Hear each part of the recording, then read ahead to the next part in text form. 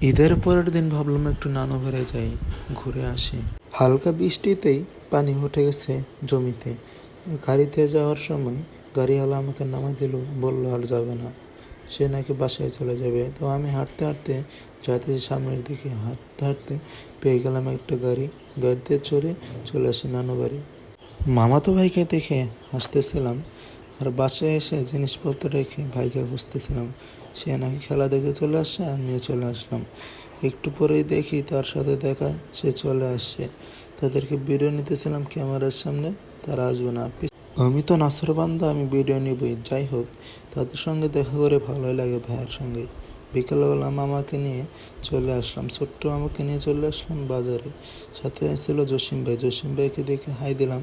জসিম ভাই ব্যবসা করতেছিল, কলা কিনতে আসছি মূলত। কলা বাজারে কলার দাম অনেক, এমনি কলা ছিল না, তো কলাটা কিনে মালটা দিয়ে দিল, মানে দামটা দিয়ে দিল। এর পাশে ছিল আমগুলো দেখে ইচ্ছে করছিল টান দিয়ে একটা নিয়ে খেয়ে ফেলি, বাট খাইলাম না। ভালো থাকবেন, সুস্থ থাকবেন সবাই।